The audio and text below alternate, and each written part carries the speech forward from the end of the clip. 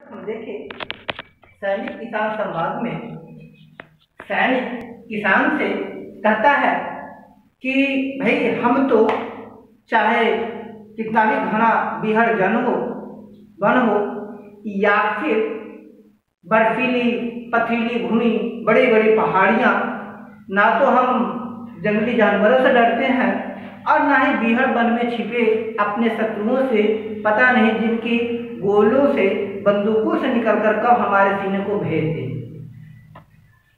इतना सुनने के बाद किसान, दोनों में गर्मा गर्म संवाद चल रहा है, दोनों खुद को एक दूसरे से श्रेष्ठ साबित करने की कोशिश कर रहे हैं, परंतु संभवतः यह नहीं जानते कि हमारे देश के लिए दोनों का समान महत्व है। जितना हमारे देश के लिए किसान जरूरी है, उतना ही हमारे देश के लिए जवान भी जरूरी है। तो आगे अब किसान कहता है, मैं भी तो अपने लोहू से फसलें सींचा करता, मैं भी तो अपने लोहू से फसलें सींचा करता और देश की गाड़ी को कंधों से खींचा करता। तेरी वर्दी की कपास तो मैं ही उपजाता हूँ, तुमको दे देता चाहे खुद नंगा रह जाता हूँ। आगे किसान कहता है, अब सुनिए, ठीक है, आप हमारे देश के लिए बहुत कष्ट उठाते हैं, बीहड़ जंगलों में रहते हैं, बर्फीली पहाड़ों पर भी जाते हैं, आपको छिपे शत्रुओं से भी डर है, आपको कीड़ों मकोड़ों से भी डर है, आपको हिंसक पशुओं से भी डर है। सही बात है, गलत नहीं है, किंतु मैं भी तो अपने लोहू से फसलें सींचा करता हूँ और देश की गाड़ी को कंधों से खींचा करता हूँ।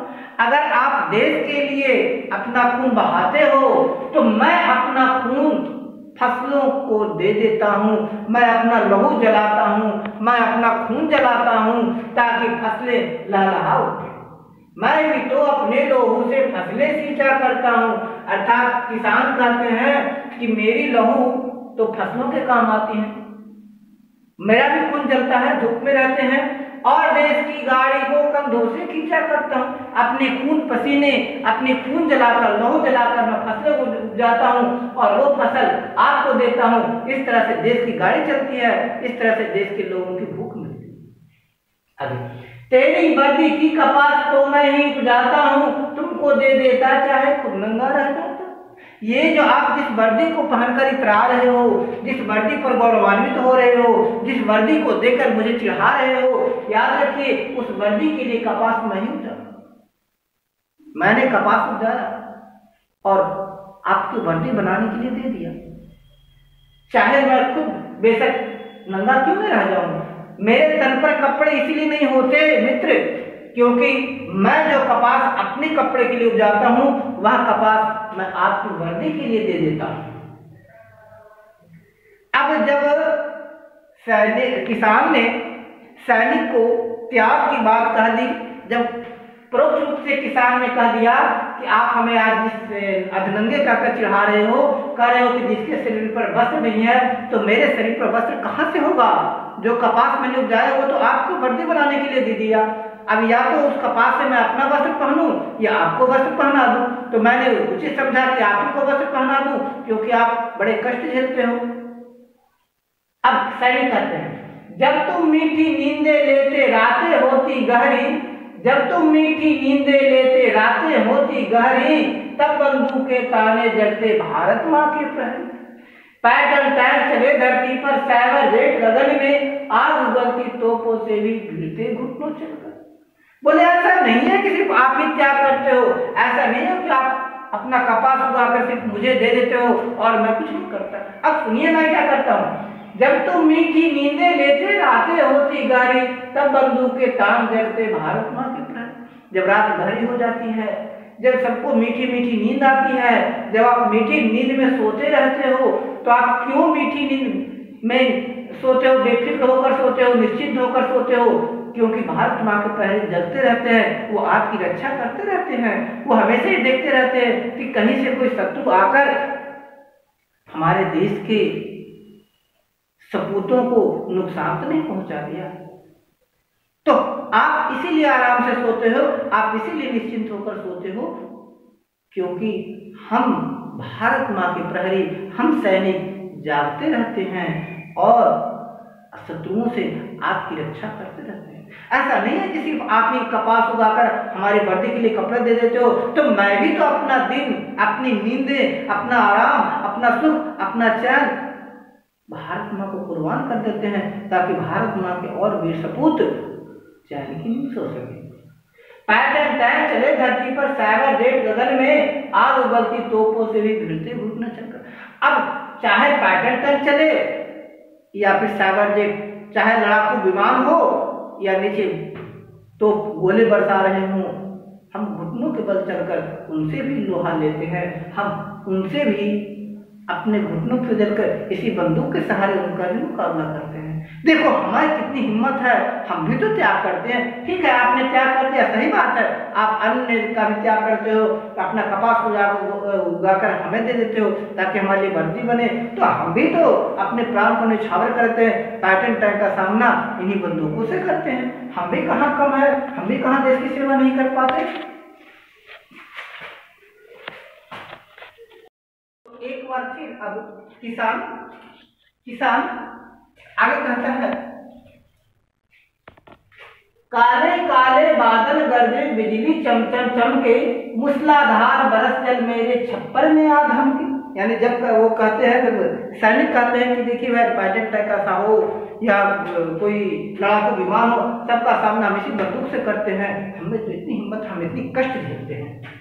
तब किसान कहते हैं, काले काले बादल गरजे, बिजली चमचम चमके, मूसलाधार बरस जल मेरे छप्पर में आ धमके, गर्म लिहाफों में जब सब लोगों का जाड़ा भगता, जाड़े पाले की रातों में मैं खेतों में जलता।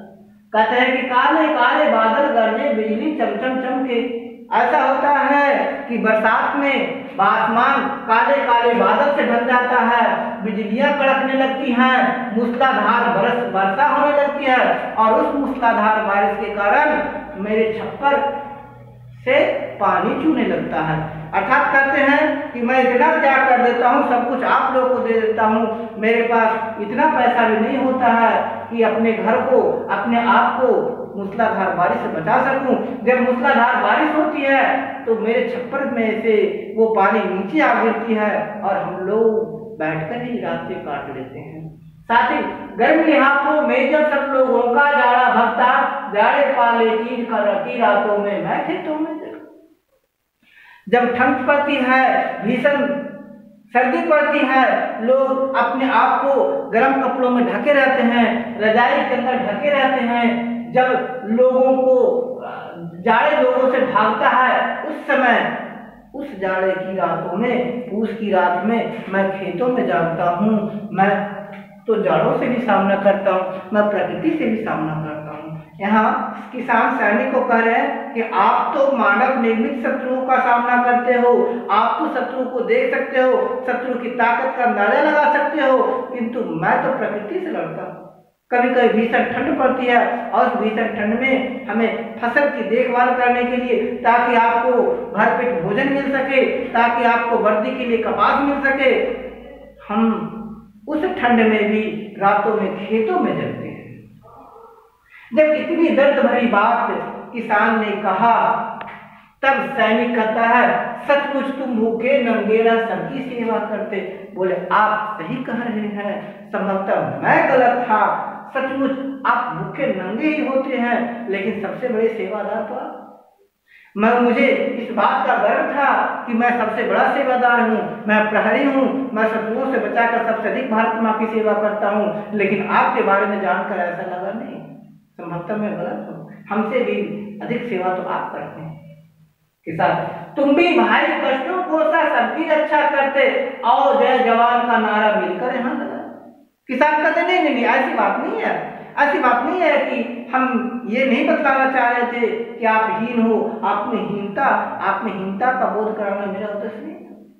आप भी भाई कष्ट सहते हो, बहुत कष्ट सहते हो, और कष्ट को सहकर सबकी सेवा करते हो। हम भी जानते हैं कि चाहे पथरीली जगह हो, चाहे आंधी तूफान आ जाए, चाहे बर्फीली हवा चल रही हो, आप सीमा पर गश्त लगाए, प्रहरी बनकर शत्रुओं से हमारी रक्षा करते हो। तो आइए हम सब मिलकर यहाँ पर जय जवान का नारा लगाए, आपकी जयकार करें, आपका गुणगान करें, आपकी महिमा का बखान करें, क्योंकि आप हो तभी हम सुरक्षित हैं।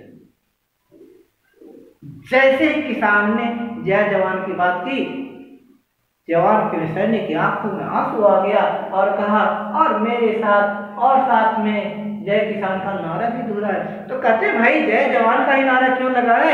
अगर मैं महान हूं तो आप भी महान हैं, इसीलिए सिर्फ जय जवान नहीं जय किसान का नारा लगाए।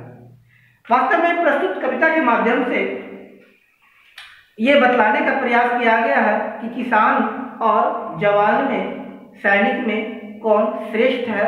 तो इसका अंतिम सारांश यही है कि दोनों में से कोई श्रेष्ठ नहीं है। वास्तव में इस कविता के माध्यम से सैनिक और किसान दोनों के बीच वार्ता की गई है, किंतु वास्तविकता यही है कि इस धरती पर रहने वाला कोई भी जीव, कोई भी व्यक्ति किसी से कम नहीं है। सबकी महिमा अपनी अलग अलग जगह पर बहुत अधिक है। अगर किसान और सैनिक की बात रहे, ये संवाद अगर सुन रहा होता है एक डॉक्टर, तो कहता है यार मैं तो धरती का भगवान, तुम मुझे क्यों भूल रहे? तो उधर कोई शिक्षक सुन रहे होते तो कहते आपको सैनिक किसने बनाया, आपको डॉक्टर किसने बनाया? एक शिक्षक ने बनाया, आप मुझे क्यों भूल रहे हैं? तो उधर से अगर कोई इंजीनियर सुन रहे होते तो कहते इतनी बड़ी बड़ी मशीनें जिनके बल पर आप डिंगे हाँक रहे हो, वो मैंने ही तो दी है, जिसके बल पर आप इतनी अपनी पीठ थपथपा रहे हो। तो उधर से अगर कोई व्यापारी होता तो कहता कि भाई किसानों के यहाँ से अनाज तो आप लोगों तक मैं ही लाता हूँ, धान आप खा नहीं सकते, चावल मैं ही बनाता हूँ, गेहूं नहीं खा सकते, आटा मैं ही बनाता हूँ। तो वास्तव में सिर्फ प्रकृति में कोई श्रेष्ठ, सर्वश्रेष्ठ नहीं है, या सभी श्रेष्ठ हैं, सभी श्रेष्ठ हैं। इसीलिए सबकी महिमा का गुणगान करें और एक साथ हम सब मिलकर ये संकल्प लें कि हम इस भावना को मन से निकालकर कि कौन बड़ा है कौन छोटा, देश की प्रगति में अपना अप्रतिम योगदान करेंगे, अपना अमूल्य योगदान करेंगे, ताकि हमारा देश राष्ट्र में प्रथम हो, विश्व में प्रथम हो। क्योंकि राष्ट्र प्रथमो, हमारे लिए राष्ट्र प्रथम है, उसके बाद कुछ है। इसीलिए इन्हीं सब के साथ ये कविता कैसी लगी आप कमेंट कर अवश्य बताइएगा, ताकि और आप लोग के लिए रोचक प्रेरक कविताएं ला सकूं। ये कक्षा 5 के लिए थी, लेकिन मैंने कक्षा इसलिए नहीं लिखा क्योंकि इस कविता को देखकर मुझे लगा कि इस कविता को कक्षा में नहीं बांटना चाहिए। ये कविता सबके लिए प्रासंगिक है। उम्मीद है आपने इसका आनंद लिया होगा। वीडियो देखने के लिए आपका बहुत बहुत बहुत धन्यवाद।